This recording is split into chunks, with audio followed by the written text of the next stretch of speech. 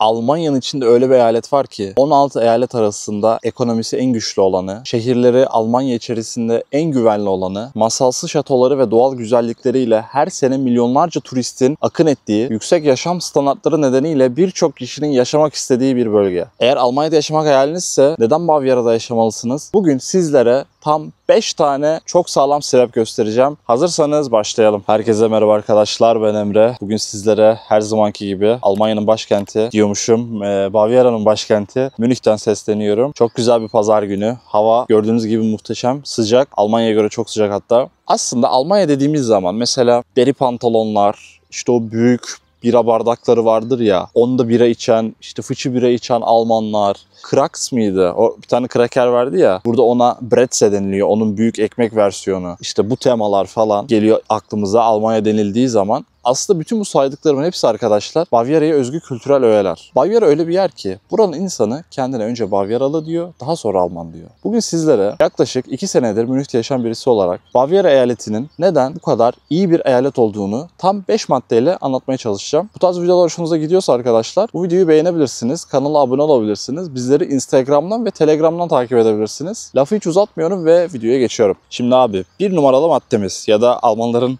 deyişiyle bir numaralı maddemiz elbette güçlü ekonomi ve iş olanakları. Hani bir söz vardır ya, ekmeğimiz neredeyse biz de oralıyız. Ekmeğimizin peşindeyiz. Aslında Almanya, Bavyera bu açıdan insanlara harika fırsatlar sunan bir eyalet diyebilirim. Aslında burada arkadaşlar adını hiç bilmediğimiz ancak çok başarılı olan birçok şirket söz konusu. Herkesin bildiği mesela BMW, Siemens, Audi, Allianz, şu an aklıma gelen şirketler. Bunların genel merkezleri Bavyera'da yer alıyor. Hatta biliyorsunuzdur BMW'nin logosundaki ortadaki kısım Bavyera bayrağı aslında.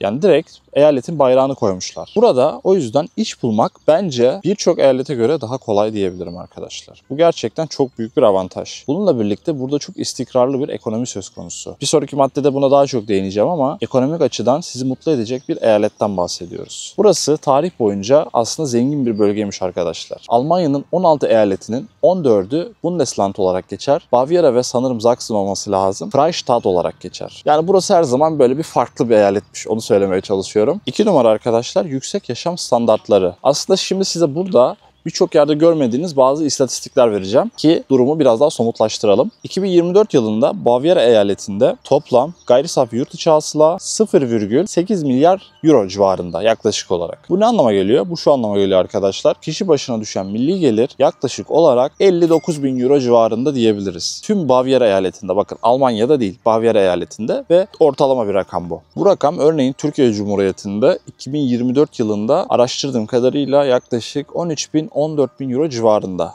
Bakın 13-14 bin euro, 58-59 bin euro. Arada çok büyük bir fark var aslında. Fakat işin şöyle ilginç bir kısmı var. Bu ortalama rakam olduğu için aslında Bavyera'nın bazı bölgeleri çok daha zengin. Örnek veriyorum. Bu rakamları direkt Bavyera'nın resmi devlet web sitesinden aldım. Resmi bilgiler. 2022 yılında benim yaşadığım Münih şehrinde şehir olarak baz aldığımızda kişi başına düşen milli gelir yaklaşık olarak 118 bin euroymuş. Bakın bu çok yüksek bir rakam. İnanılmaz bir rakam. Landeskreis olarak düşünürsek yani Münih'e bağlı olmayan ama Münih'in çok yakınında bulunan küçük yerleşim yerleri var. Landeskreis deniliyor ona. Bir hesap yaparsak kişi başına düşen milli gelir 146 bin euro ediyor arkadaşlar. Bakın bu çok yüksek bir rakam. Bu tarz yüksek rakamları aslında Kuzey Almanya'da da görebiliyoruz. Örneğin Volkswagen'ın genel merkezinin bulunduğu Wolfsburg şehrinde de bu tarz belki biraz daha yüksek hatta rakamlar var. Ama dediğim gibi orada çok güzel, çok büyük bir fabrika söz konusu. Burada da yine aynı şekilde Ingolstadt'ta Audi'nin genel merkezinin olduğu şehirde yaklaşık 130 bin euroluk bir kişi başına düşen milli gelir söz konusu arkadaşlar. Yani bunlar güzel rakamlar diyebiliriz. Ama Münih tabii ki 1,5 milyon nüfusuyla farklı bir noktada ve 1,5 milyon nüfusa karşılık böyle bir kişi başına düşen milli gelir bence güzel diyebilirim yani. Şimdi Bavyera ve Münih'i biraz konuştuk ya, Türkiye'yi konuştuk. Ben bununla birlikte dedim bir İstanbul'a da bakayım. Eşit olsun diye 2022 yılı rakamlarına göre konuşuyorum. İstanbul'da kişi başına düşen milli gelir benim bulduğum kadarıyla yaklaşık 16-17 bin euro civarındaymış. 2022 yılından bahsediyorum. Bu şu anlama geliyor. Münih şehir merkezinde kişi başına düşen milli gelir İstanbul'un 7 katı.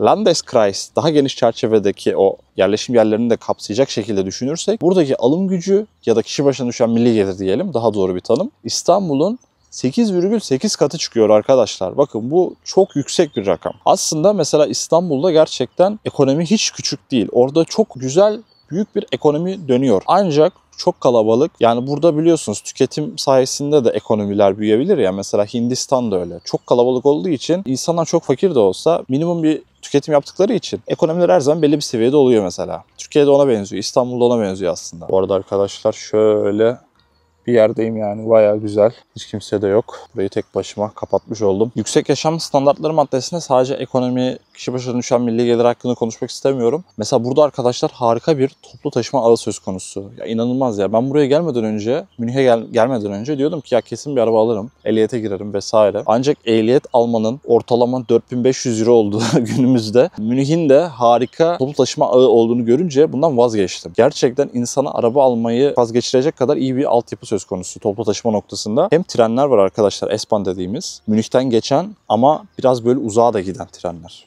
U-Bahn var, bildiğimiz metro. Tramvay var. Otobüsler var.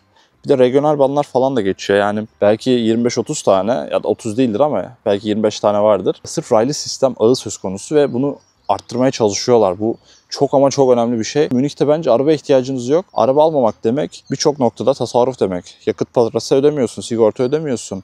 İşte yıllık bakım masrafıdır, ıvır zıvır hiçbir şey ödemiyorsun. Deutschland Ticket'ı alıyorsun. Aylık 58 euroya bu işi kapatıyorsun. 3 numaraya geldik. Benim için çok önemli bir madde. Şehirlerin güvenliği. Bu aslında 2004 yılının istatistiği. Tüm yılı kapsadığı için 2004 yılı istatistikleri hakkında konuşuyoruz. Almanya'nın en güvenli ve en güvensiz şehirleri. Mesela Almanya'nın en güvensiz şehri Frankfurt am Main. Birçok kişinin tahmin edeceği üzere. Nüfusu 200 binden fazla büyük şehirler olarak. Almanya'nın en güvenli şehirlerine baktığımız zaman birinci sırada Münih geliyor. Ki 1,5 milyon nüfus Almanya'nın en büyük 3. şehri nüfus açısından. Böyle bir şehrin birinci sırada çıkması müthiş bir şey. İkinci sırada yine Münih'e çok yakın bir noktada olan Augsburg şehri. 3 numarada da Nürnberg şehri geliyor. Yine Bavyera şehri. Bu 3 şehir de Bavyera'da yer alıyor. Vallahi şahsen ben İstanbul'da doğup büyüdüğüm için yani Almanya'da ne kadar bir şehir güvensiz olursa olsun herhalde İstanbul gibi olmaz diye düşünüyordum her zaman ama açıkçası mesela Frankfurt'a gittim. Birkaç ay oldu sanırım. En azından bir ay oldu. Mesela gerçekten orada daha fazla evsiz insan gördüm. Madde bağımlısı insan gördüm. Münih'te evsiz insan çok daha az. Yine yakın bir zamanda iş gezisi için Köln'e gitmiştim. Köln'de de aynı şekilde evsiz insanlar ve belli ki madde bağımlısı, yardıma ihtiyacı olan insanlar toplu taşımalarda sizden para istiyorlar. Ve bu biraz hem üzücü yani gerçekten onları üzülüyorum. Bir taraftan da rahatsız edici de olabiliyor. Çünkü karşı tarafın sana nasıl tepki göstereceğinden emin olamıyorsun ya. Yani orada ikilemde kalıyorsun. Oradaki arkadaşlarımın dediğine göre son yıllarda o bölgelerde arttığını falan söylediler bana. Ben mesela Münih'te gerçekten böyle görüntülere çok daha az rastladığımı söyleyebilirim. Zaten şehir merkezinde falan bu kadar böyle evsiz bulmak gerçekten zor arkadaşlar. Aslında yaşam standartlarının yüksek olması maddesiyle paralel bir madde gibi diyebiliriz. 4 numara.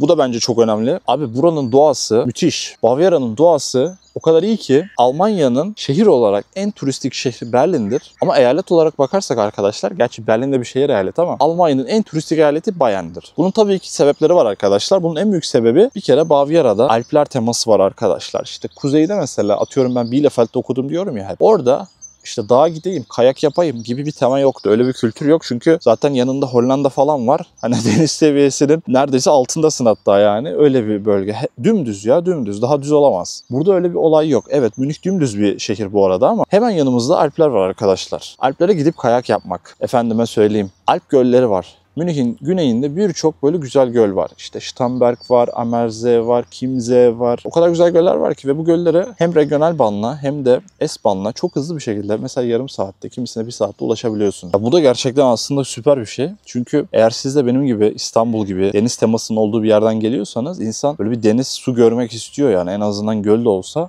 Orada uçsuz bucaksız gibi görünen bir gölü görmek senin hoşuna gidiyor yani o hayat kaliteni arttıran bir durum. O yüzden Bavyera'daki göller çok güzel ve birden fazla böyle güzel göl olması da harika bir avantaj. Fakat sadece bu değil. Bavyera'da arkadaşlar hepimizin bildiği Disney'in logosunda ilham vermiş Neuschwanstein Kalesi gibi birçok kale yer alıyor bu eyalette. Bununla birlikte Bamberg gibi, Regensburg gibi UNESCO Dünya Mirası listesine girmiş çok tarihi şehirlere de ev sahipliği yapıyor.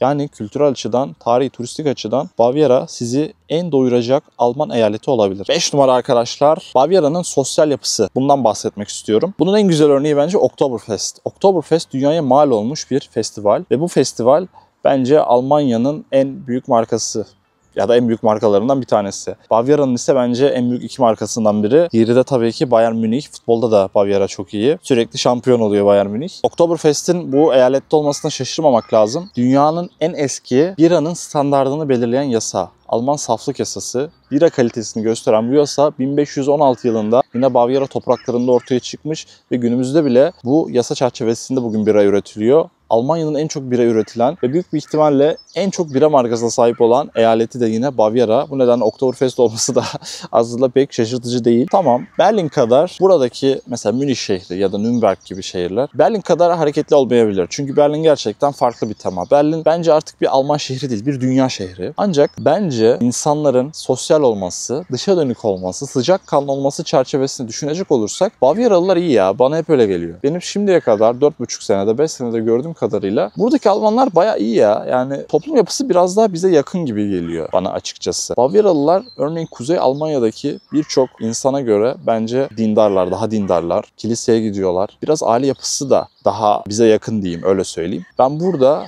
bu açıdan biraz daha kendimi iyi hissediyorum. Ama tabii ki dediğim gibi bu kişiden kişiye değişebilecek bir durum. Özetle arkadaşlar, Bavyera eyaleti gerek kültürel ve tarihi geçmişiyle, gerek günümüzde vatandaşına sunduğu yüksek yaşam standartlarıyla, gerekse dünya markalarıyla bence Almanya'nın en yaşanabilir eyaleti. Ama her zaman söylediğim gibi şunu söylüyorum. Bence bu eyalet Almanya'da bir başlangıç yapmak için uygun bir eyalet değil. Çünkü burada yaşam standartları yüksek. Dolayısıyla hayat pahalı. NRW'de, Niedersachsen'da ya da Hessen'in bazı bölgelerinde örneğin başlangıç yapmak çok daha iyi olabilir, çok daha kolay olabilir. Özellikle maddi açıdan. Ancak uzun vadede yaşamak için bana göre Bavyera eyaleti Almanya'nın en iyi eyaletidir. Bununla birlikte Baden-Württemberg de oldukça iyi bir eyalettir. Kısacası Güney Almanya'da yaşanır, Kuzey Almanya'da okunur diyorum. Peki siz bu konu hakkında ne düşünüyorsunuz? Bavyera sizin için favori mi, yoksa sizin başka bir favori Alman eyaletiniz var mı?